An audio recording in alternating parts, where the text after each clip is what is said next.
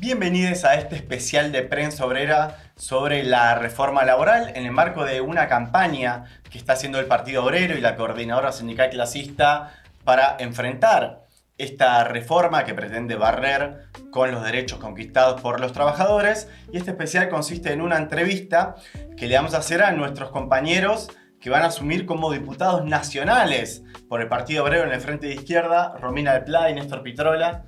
¿Cómo andan? ¿Qué tal? Buenas tardes. Bien, ¿cómo estás, Iván? Bien, son compañeros que desde el 10 de diciembre van a asumir esta tarea, esta responsabilidad, estas bancas que ha conquistado el Frente de Izquierda en la Cámara de Diputados y que tienen toda una trayectoria también de lucha, una larga trayectoria de lucha en el movimiento obrero.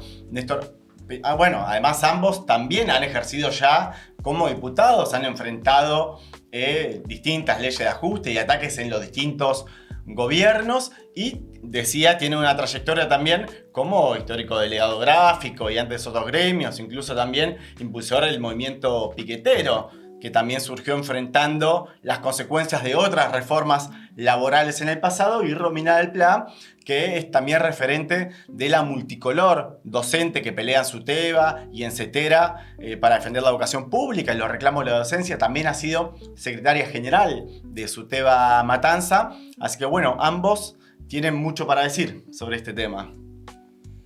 Esperemos, Iván. Esperamos tus picantes preguntas. Bueno, de hecho vamos a empezar directamente con una pregunta que va al hueso del problema.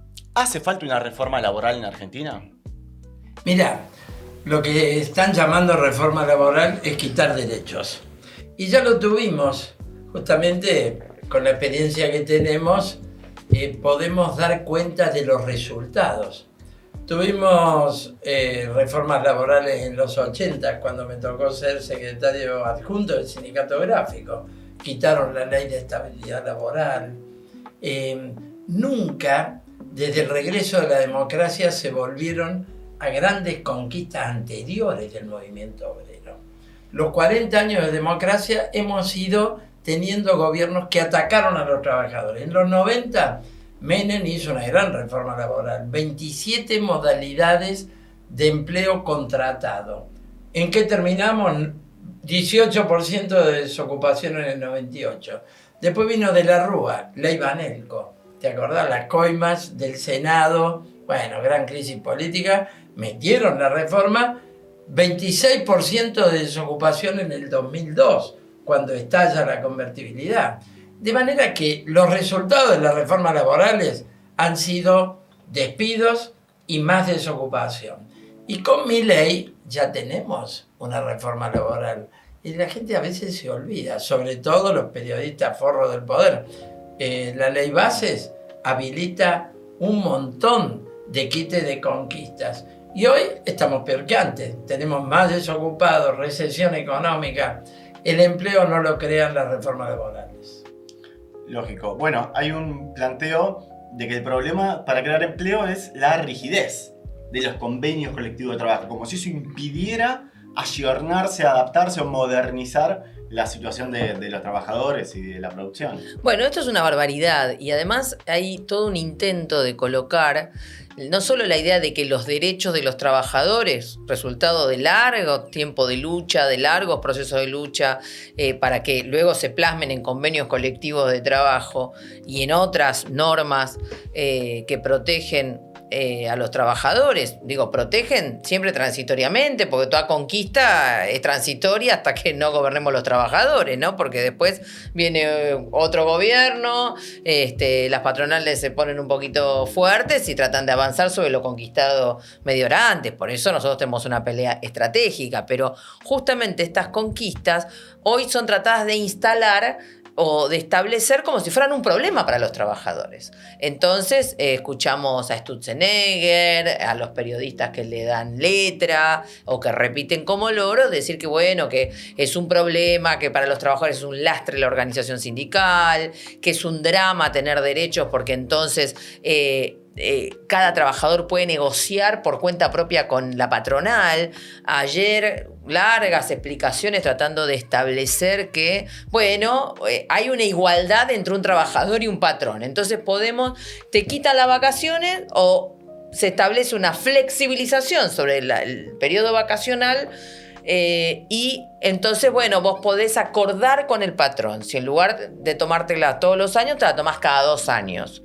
Bueno, esto no tiene ningún sustento lógico, porque no es la relación laboral igualitaria entre el trabajador y el patrón. El patrón tiene el poder completo, tiene el poder de despedir, tiene el poder de imponer, porque si le va a plantear al trabajador que, por ejemplo, no se tome vacaciones o las fracciones de cierta manera que a la patronal le interesa, ¿cuánto margen tiene el trabajador para decir que no?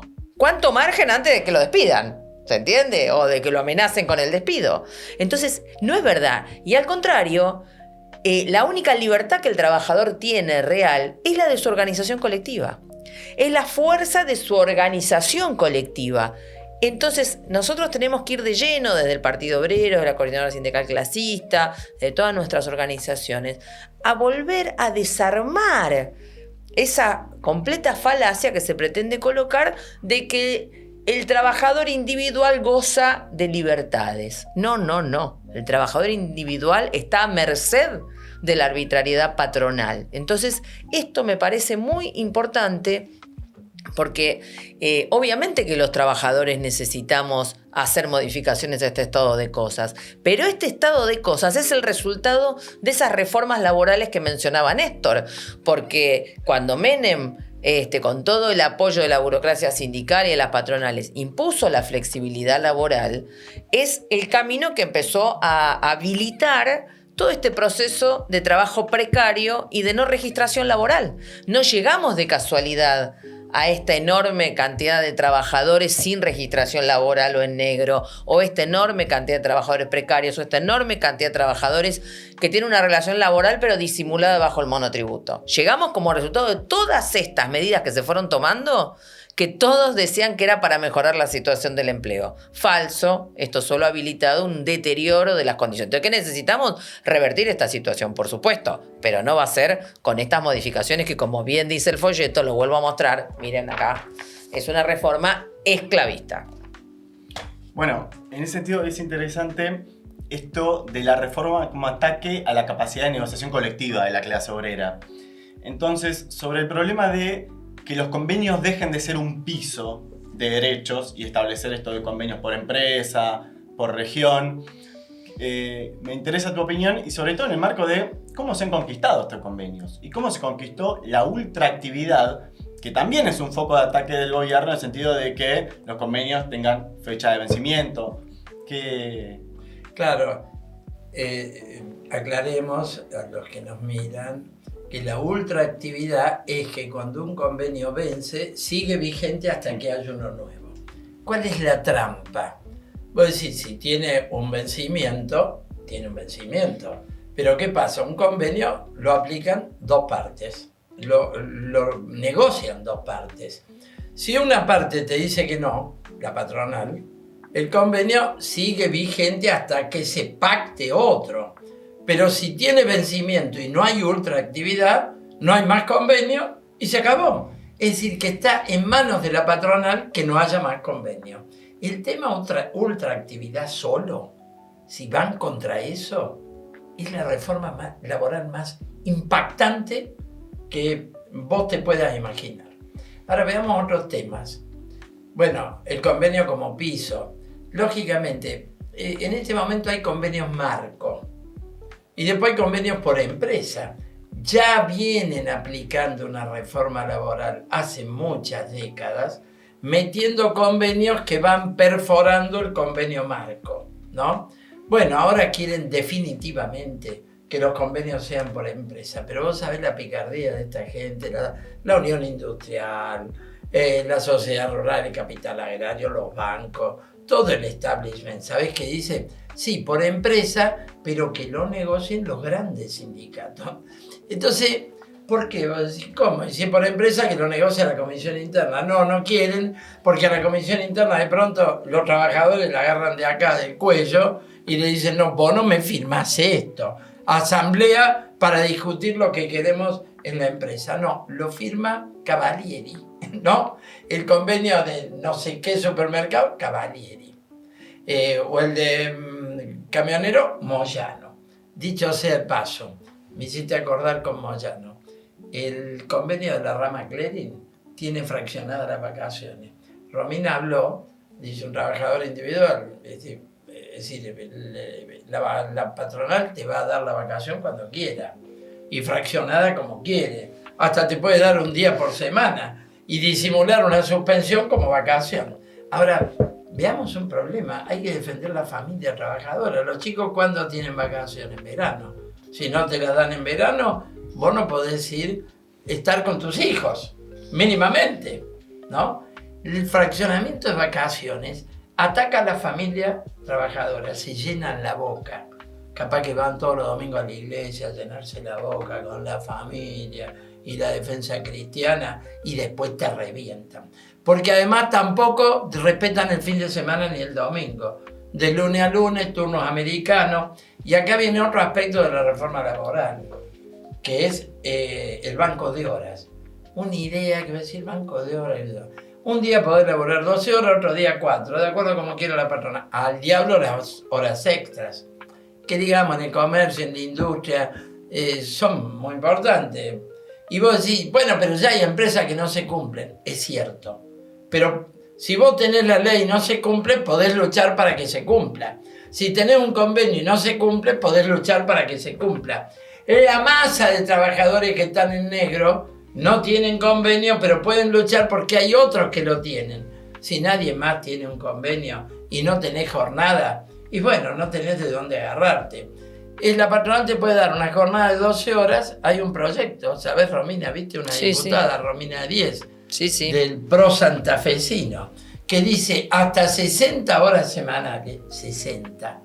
La actual ley, que es larguísima, en Europa hay jornadas semanales de 35, la actual ley tiene 48, la diputada 10 quiere 60 horas semanales y 12 horas por día.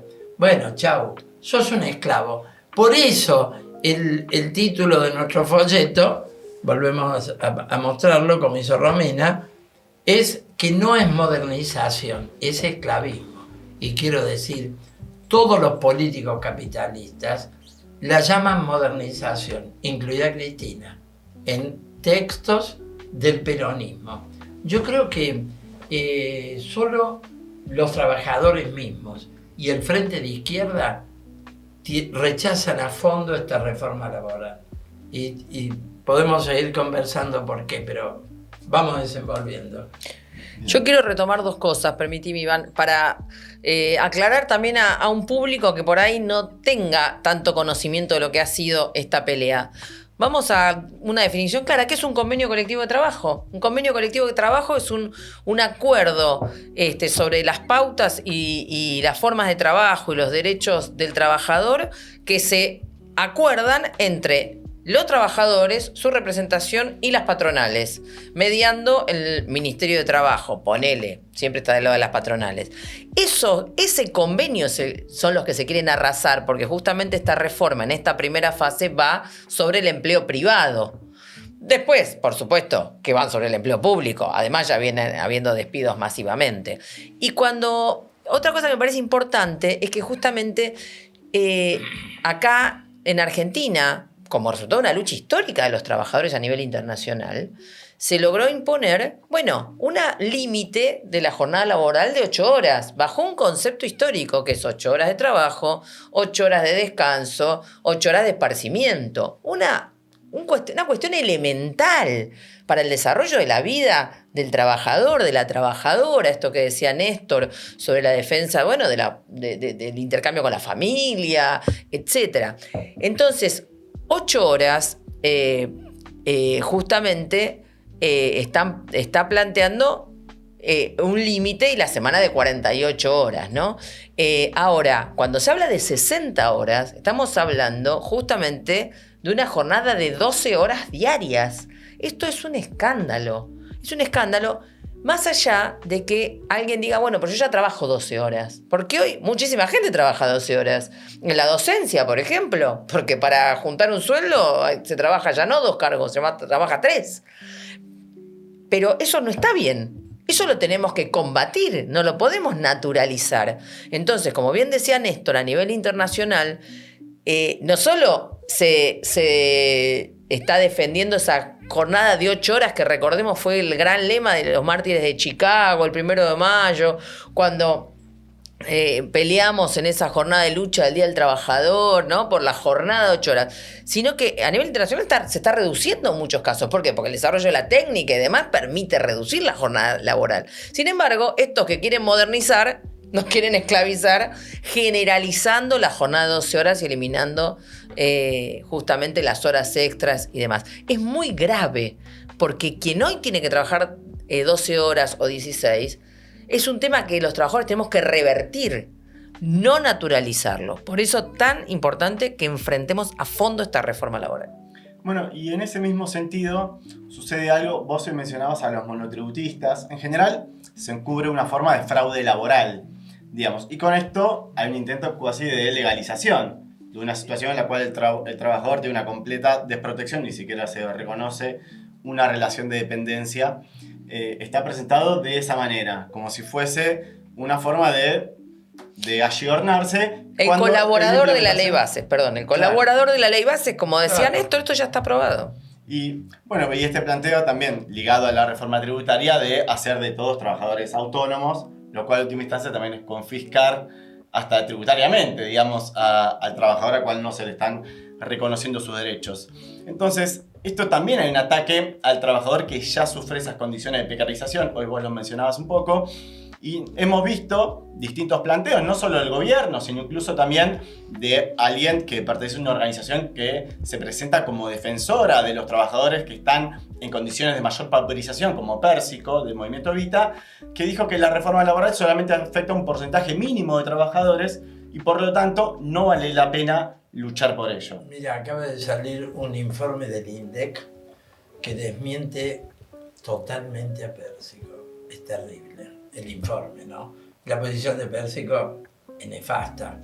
¿Por qué? ¿Qué dice el informe del INDEC? Que la tasa de mortalidad del trabajador informal es 4,5 por 1000 por año.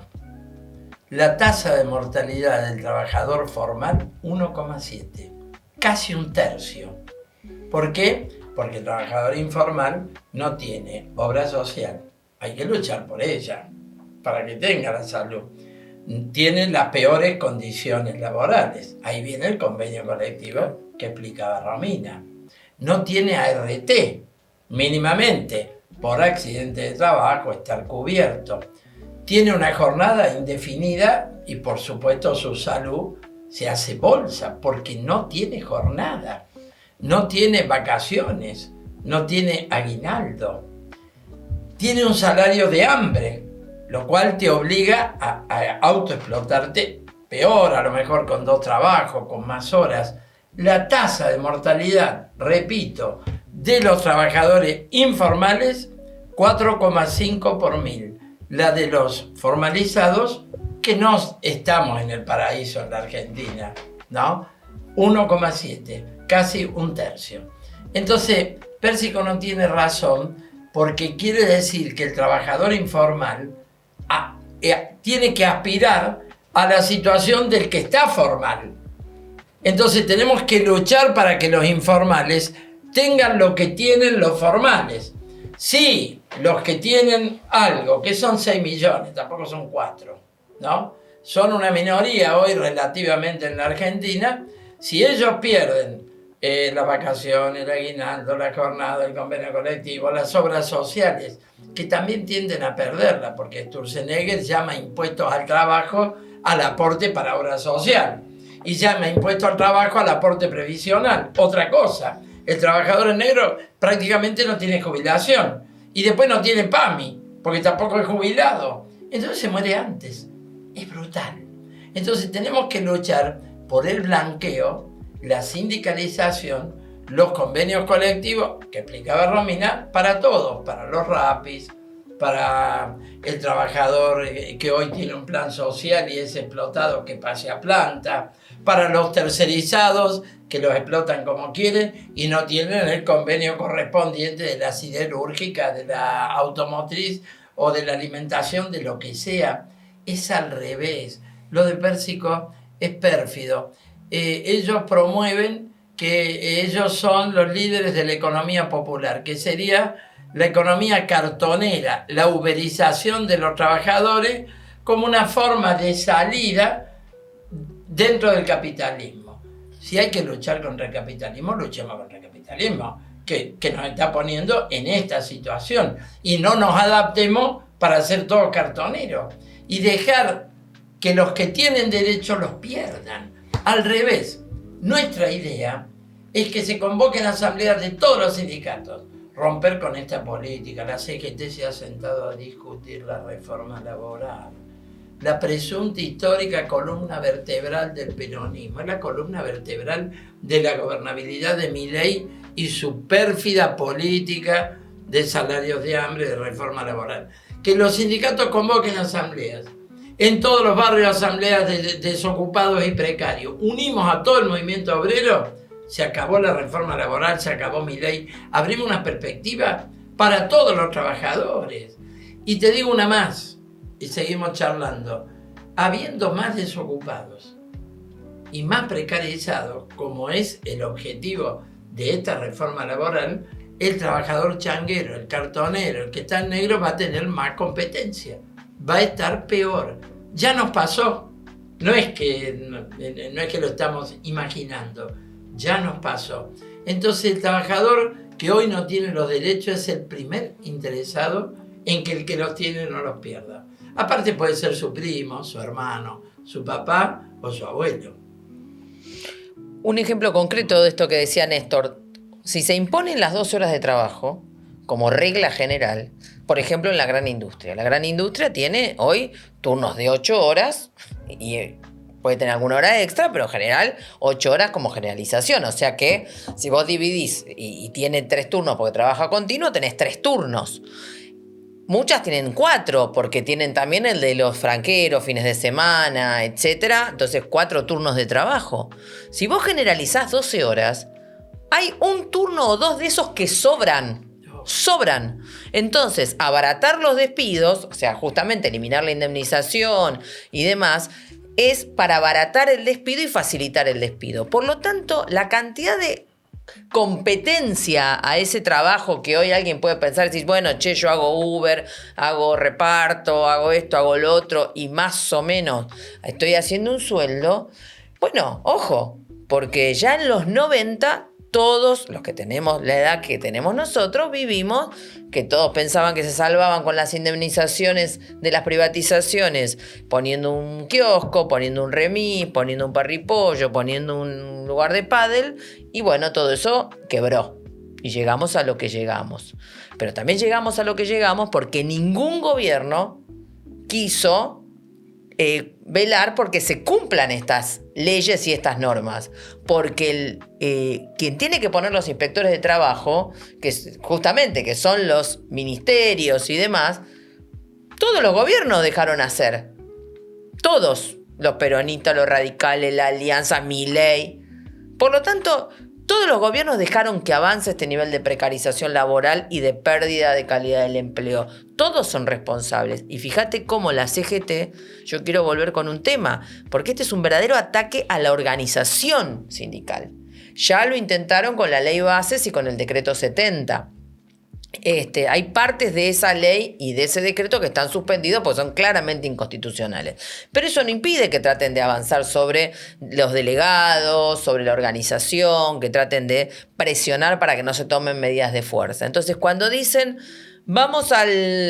queremos que la negociación sea por empresa y no por todos los que están integrados en el convenio, y esto que decía Néstor recién, pero no lo firma la comisión interna de la empresa, sino los burócratas del sindicato de turno, te da la pauta de que Milei tampoco va contra la burocracia sindical, como dice. Son sus aliados y la burocracia sindical de la CGT es aliada de Milei en esto. ¿Por qué? Porque temen, porque ya lo vivieron en algunas ocasiones, que en alguna fábrica pueda desenvolverse una comisión interna, una organización independiente, combativa, clasista, y entonces pueda en ese lugar imponer sus condiciones. Esto ha sido, por ejemplo, la experiencia en su momento del CITRAC y del CITRAM.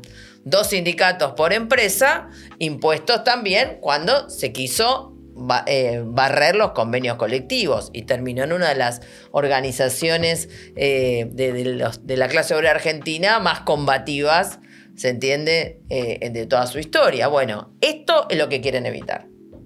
Bueno, es interesante porque parte del proyecto es atacar la posibilidad de los trabajadores de hacer asamblea en los lugares de trabajo, la posibilidad de representación gremial, delegados y demás, el ataque al derecho a huelga, que también está incluido en decretos también inconstitucionales. Sí.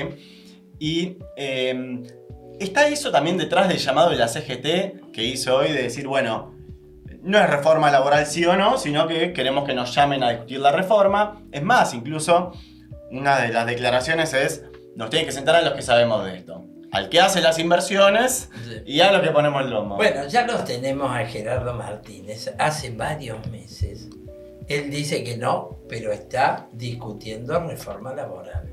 Tienen borradores en ese llamado Consejo de Mayo. ¿Te acordás de lo que inventaron una vez que fue un 9 de julio Milei a Tucumán? Bueno, se ha sentado a discutir la reforma. Ellos tienen un borrador.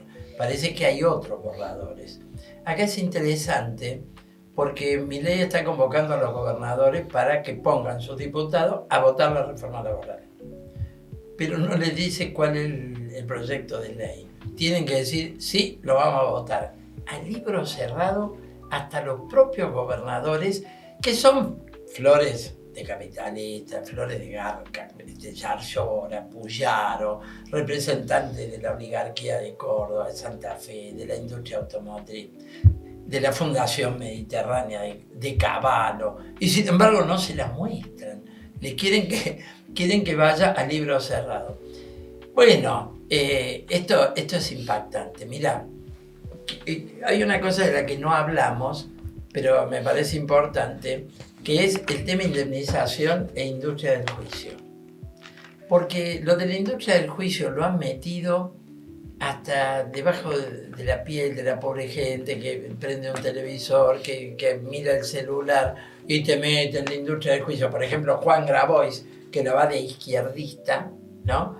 Y para atacar a la izquierda desde adentro de un peronismo colaborador con esta reforma, también se pronunció contra la industria del juicio a las pobres pymes. Gran verso para meter la reforma laboral. ¿Qué es la industria del juicio? Votás en negro, Iván, y laburás, y si haces cualquier reclamo te rajan. Tampoco podés ir a la justicia, te la tenés que comer. Un día te rajan y decís, bueno, quiero mi indemnización. No, estás en negro, no tenés. Y vas y haces juicio. Y le haces juicio por todos los aportes que no te pusieron, por los problemas de salud que no te atendieron y por la indemnización que no te dieron. Industria del juicio. El último refugio remoto. Además tenés que demostrar que laburaste ahí, testigo, un montón de cosas. Después capaz que quedás en una lista negra. El porcentaje de trabajadores que hacen juicio es menor. Pero hay trabajadores que van y hacen tratar de valer su derecho en el último refugio.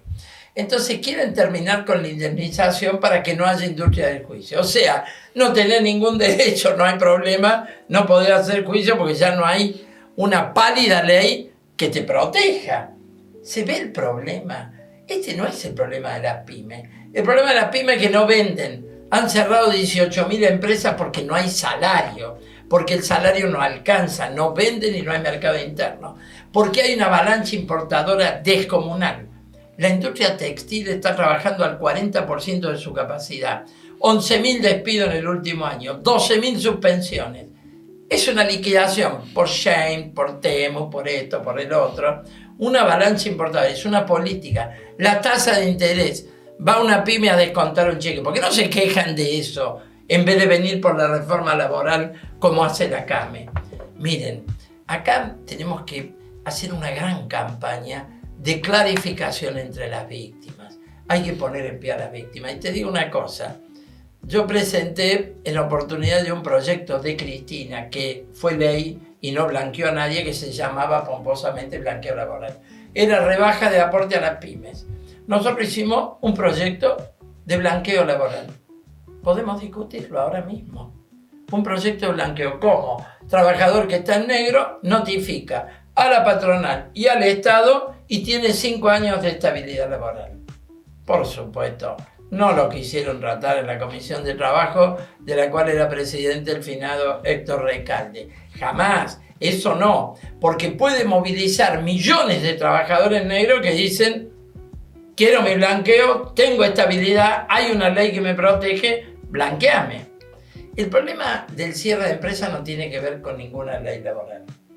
Es la decadencia de un país, es el acuerdo con los Estados Unidos colonial, es la liquidación del tejido industrial, es la recesión económica, es el negocio alevoso financiero de la bicicleta. Esos son los grandes motivos del cierre de empresas. 18.000 empresas en lo que va de mi ley y las que van a venir. Entonces, hay que poner en pie a todos los trabajadores, el que tiene empleo, el que no tiene, el que tiene 2 laburos, el que está en blanco, el que está en negro, el que está precario, el que está contratado. Después, si quieren terminar con el contrato, vamos al pase a planta, ¿no es cierto? Y te digo una última cosa que tuve oportunidad de discutirla con Sturzenegger. Quiero aclarar que estos proyectos de ley que tenemos de pase a planta, convenio, Romina le volvió a dar estado parlamentario, hizo nuevos proyectos, lo mismo Vanina Biasi. Hay una continuidad y nosotros ahora vamos a dar continuidad a todo eso. Pero que más que proyectos de ley son banderas de lucha. Porque esto lo ganamos los trabajadores en la lucha, ocupando la fábrica que cierra, con el método de la huelga, con los piquetes, con la movilización. No lo vamos a ganar en esa cueva de entregadores que tenemos en el Parlamento argentino. Eso no te quepa ninguna duda. Retomo un poco, bueno, vos describiste muy bien que en realidad lo que hay en Argentina es una industria de violar los derechos laborales de los trabajadores, más que una industria del juicio en sí, y le diste un marco también más general. Quería, Romina, ver si también nos puedes relacionar un poco en este cuadro cómo empalma esta reforma laboral esclavista con la agenda más general que promueve el gobierno, que incluye otras reformas que también se van a tratar en el Parlamento, como la reforma tributaria o la reforma del Código Penal. Bueno, mira, va de la mano. Acá estaba leyendo uno de los títulos de este folleto, dice: la reforma antilaboral es un plan de guerra para descargar la crisis capitalista sobre los trabajadores. Muy importante. La verdad, este folleto es clave porque sintetiza y nos refresca también una caracterización del momento y elementos para debatir con todos los trabajadores, las trabajadoras, por qué nos tenemos que organizar fuertemente. Y vos fijate, la reforma tributaria, este gobierno asumió y lo primero que hizo fue bajar el impuesto a los bienes personales. Es el impuesto que pagan los ultra ricos, ¿no? Bajó la alícuota, con lo cual pagan cada vez menos. Por lo tanto, está claro que cuando ellos dicen no hay plata o hay que defender el déficit fiscal, que no haya déficit fiscal, el equilibrio fiscal como el ancla central, bla, bla, bla, es un verso. Porque cuando se trata de regalarle a las grandes patronales no hay ningún problema. Lo vimos con bienes personales, lo vimos con el endeudamiento, pagan una deuda completamente fraudulenta, la siguen sosteniendo, sostienen la bicicleta financiera y todo el carry trade para que un puñado de especuladores se llenen de guita, y todo esto mientras, bueno, se eliminan las prestaciones a las personas con discapacidad, se chorean el dinero en Landís, todas las estafas que hemos visto, Libra, etc. Pero además, además hay una crisis alrededor del tema de eliminar el monotributo, porque están peleándose entre ellos los propios capitalistas que se dan cuenta que ahí hay una situación que puede terminar enredándolo fuerte. Pero lo primero que se les ocurre es cómo hacer para que pague más el monotributista. Hoy un monotributista es un trabajador que paga para trabajar. Es un escándalo. Pagar para trabajar. ¿Por qué? Porque si vos no tenés los aportes del monotributo sosteniéndolo y demás, no podés trabajar en aquellos lugares donde te exigen tener al día el monotributo para contratarte. Contratarte es una forma de decir, porque disimulan la relación laboral. O sea, vos tenés que pagar para trabajar en cantidad de lugares, en el propio Estado, en muchísimos casos, pero en cantidad de lugares privados. Yo creo que hoy no debe haber una empresa periodística que tenga más de 1, 2, 3 trabajadores bajo convenio. El resto, 90% monotributistas. La salud, lo mismo, prestadores de discapacidad, son todos monotributistas. Entonces, rubro tras rubro vamos viendo y la regla es el monotributo, o sea, pagar para trabajar. Sin embargo, ahora plantean que hay que incrementarlo.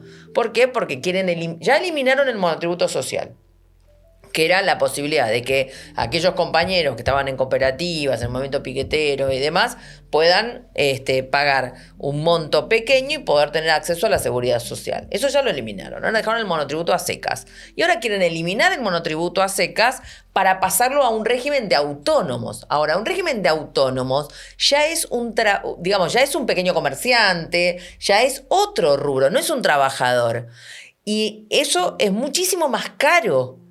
Muchísimo más caro y además obliga a otras cosas. Ya necesitas un contador, necesitas otras cosas que complejizan la situación. Por lo tanto, cuando vemos el tema de la reforma tributaria, ¿ellos qué quieren? Bueno, seguir reduciendo impuestos a los capitalistas y aumentar los impuestos al consumo, los impuestos que pagamos los trabajadores. Por ejemplo, restablecieron el impuesto a las ganancias sobre los salarios en la 4ª categoría, que, por ejemplo, sin ir más lejos, en la docencia de la provincia de Buenos Aires armó una crisis bárbara esta última semana, porque como había habido una cautelar que presentó la CETERA, que se le habían dado a favor, no nos descontaron unos meses, pues nos descontaron todo junto. Hay gente que no cobró nada de salario, porque encima son impuestos confiscatorios. Entonces, el salario no es ganancia. El salario es la retribución por entregar la fuerza de trabajo y transformar la capacidad transformadora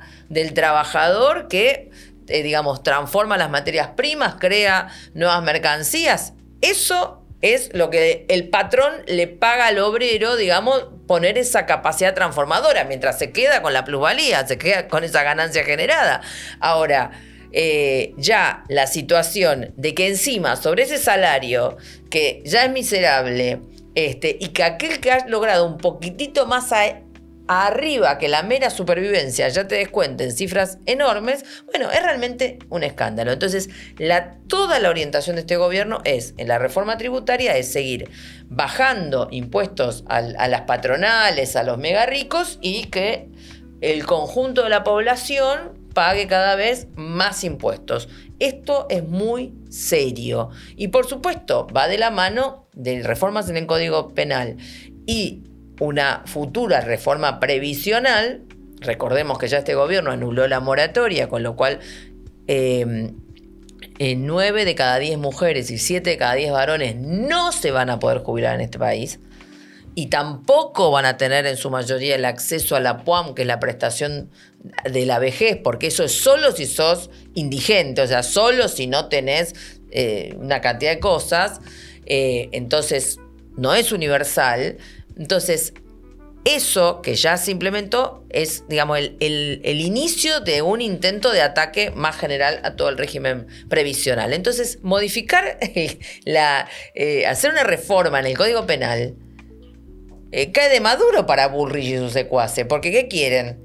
Milei, Bullrich, Sturzenegger y demás. Quieren que nadie se pueda rebelar contra esto y que el que se rebele contra este estado de cosas, sea detenido, sea reprimir una movilización, puedan armarle una causa penal, etc. Bueno, miren, acá hay que también tener una claridad. ellos tratarán de endurecer su forma, digamos, ellos me refiero al gobierno de Milei, a las patronales. Ahora, esto también lo trataron de hacer con algo que fue mucho más serio, que fue la dictadura militar. Acabó 30.000 compañeras y compañeros detenidos desaparecidos. Y sin embargo, esa dictadura tan sanguinaria se tuvo que ir. Porque más tarde o más temprano, no importa cuál sea el andamiaje, imagínate, qué peor puede venir en el Código Penal que te secuestren y te metan en un campo clandestino de detención y te maten. No, pero sin embargo, eso no se pudo sostener en el tiempo. La clase capitalista no lo pudo sostener en el tiempo. Tuvo que armar un operativo de contención. Entonces, por más que traten de agravar las penas, y lo vemos con los jubilados, reprimieron, y ya está. A los jubilados ya le tomaron el tiempo, hacen su movilización todos los miércoles, van.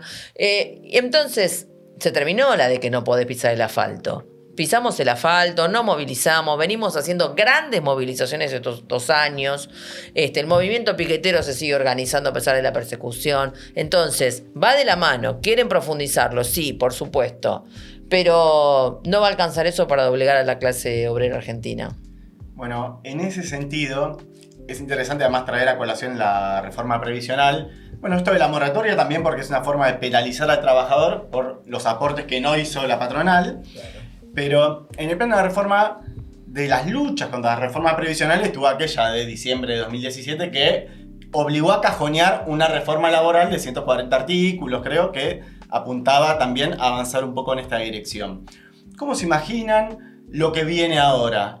Su tarea, asumir como diputados la pelea contra la reforma laboral. ¿Hay condiciones de derrotar esta agenda? Mira, tenemos un cuadro internacional donde con Trump a la cabeza hay una derecha y ultraderecha buscando una Argentina y una América Latina completamente colonial, incluido el desembarco de tropas en el Caribe, portaaviones, amenaza de invasión a Venezuela, etc.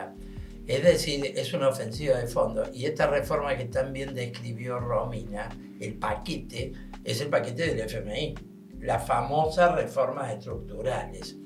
Ellos dicen, vamos ahora. Y Milei tuvo esta victoria bastante pírrica electoral, más por el default del peronismo y de la oposición de Provincia Unida que por su propia victoria, en un cuadro de poca votación, de defraudación popular, todo agarrado con alfileres. En ese cuadro Milei acelera porque dice vamos ahora o nunca, y viene por todo. En 2 meses, extraordinaria, vamos por todo. Una CGT completamente paralizada, un peronismo matándose entre ellos por cargo y todos apoyando en el fondo la reforma laboral. Dice, hagamos una reforma propia. No, acá ninguna reforma. El Partido Obrero lo dice, a todos, al movimiento obrero, al movimiento popular, al peronismo y a nuestros socios del Frente de Izquierda, ninguna reforma. Vamos por las reivindicaciones de los trabajadores, vamos a levantar al pueblo argentino trabajador contra la reforma laboral. Ninguna reforma alternativa. Porque lo que viene, cualquier reforma, es negociar la quita de derechos, la descarga de una crisis y una ofensiva continental sobre los trabajadores. ¿Eso nos va a ahorrar que la Argentina vaya a un default? No. ¿Nos va a ahorrar devaluaciones futuras? No.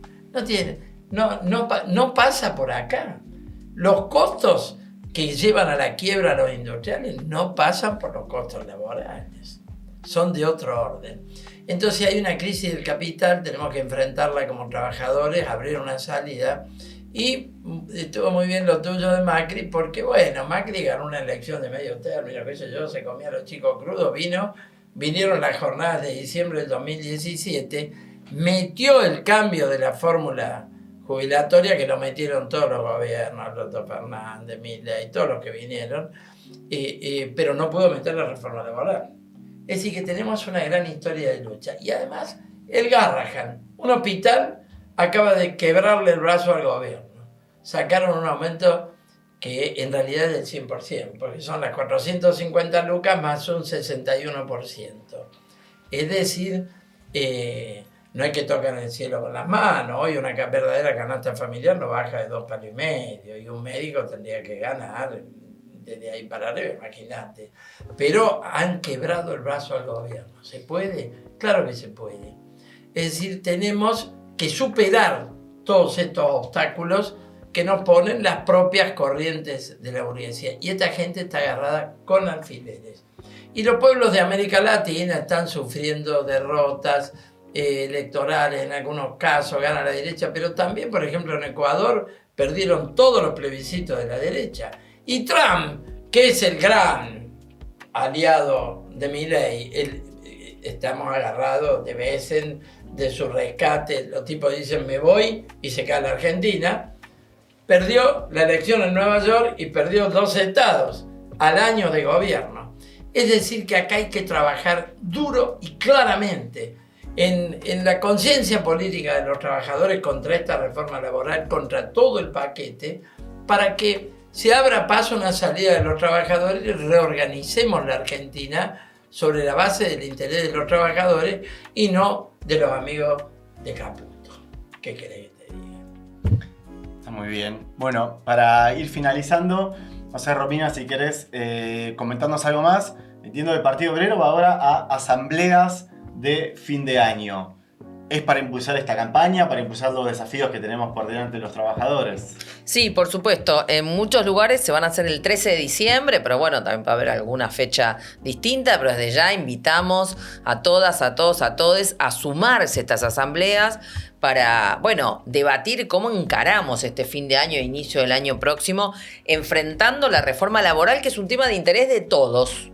¿Por qué? Porque no importa si todavía no trabajás porque sos joven o ya dejaste de trabajar porque sos jubilado. Acá necesitamos unificar a todo este movimiento popular de lucha de la clase trabajadora para enfrentar esta reforma y para enfrentar esta política de ajuste. Y como decía Néstor, la organización y la intervención permite que se pueda ganar en muchos casos. Entonces, en este sentido, me parece fundamental que todo aquel que tiene esta inquietud de, bueno, ¿qué hacemos y cómo le ponemos realmente un límite a este gobierno de saqueadores, de represores, de ladrones, se le pueda poner un límite a partir de esta organización? Así que desde ya una invitación a participar en las asambleas del 13. Se averiguan lugares y locales y en cada localidad en, por supuesto, las redes de prensaobrera.com, pero también en las redes de Néstor, en las mías, en la de Gabriel Solano, en las de Vanina. Así se suman fuertemente. Vamos a debatir justamente cómo intervenir en forma concreta, ¿no? Y este salto en la organización que estamos planteando desde el Partido Obrero, bueno, viene a dar lugar también a esta gran campaña de clarificación, ¿no? Contra la reforma laboral, con este hermoso y útil folleto. Lo vuelvo a presentar en sociedad porque lo estaba hojeando, lo había visto antes de la impresión y ahora me parece que está bárbaro, muy útil. Así que esto es para todo el país.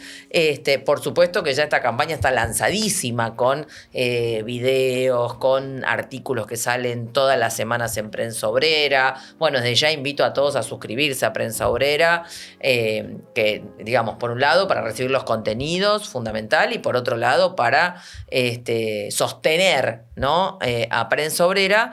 Así que bueno, el 13 las y los invitamos a todos, y por supuesto el 20 de diciembre la gran movilización justamente contra la reforma laboral, en defensa de los derechos de los jubilados, del movimiento piquetero, de la juventud, del movimiento de lucha de las mujeres. Bueno, ahora vamos al Encuentro Plurinacional de Mujeres en Corrientes y vamos a llevar también esta campaña. Así que el 13 y el 20 de diciembre, 2 citas muy importantes que quedan ya planteadas en la invitación. Muchas gracias, Romina. No, gracias a ustedes. Iba a colocar justamente la agenda. Hay jornada de lucha del movimiento piquetero. La gráfica Morbillo Ocupada va a La Plata por un proyecto de continuidad productiva. Pero estas asambleas del 13 van a ser impulsar todas esas luchas, llevar, como explicó Romina, la comprensión del momento y cómo organizamos, y desembocar el 20 de diciembre en esta convocatoria del plenario combativo de trabajadores que agrupa a todos los sindicatos combativos al Frente de Lucha Piquetero y las organizaciones de jubilados. Todo un reagrupamiento que desafía este absurdo colaboracionismo de las centrales obreras. Bien, bueno, muchísimas gracias. Por mi parte, los invito, como decía Romina, a sostener este medio que ustedes van a ver que contrasta con todos los medios patronales, todos los voceros que hablan a favor, como si esta reforma fuera beneficiaria, su beneficiario fueran los trabajadores. Está claro que tenemos que enfrentarla y para eso necesitamos sostener este medio, estos folletos que se reparten en puerta de fábrica, la página prensaobrero.com, las redes sociales, nuestro canal de YouTube. Necesitamos que se suscriban para que puedan hacer un aporte mensual para sostener este medio de los trabajadores. Muchas gracias.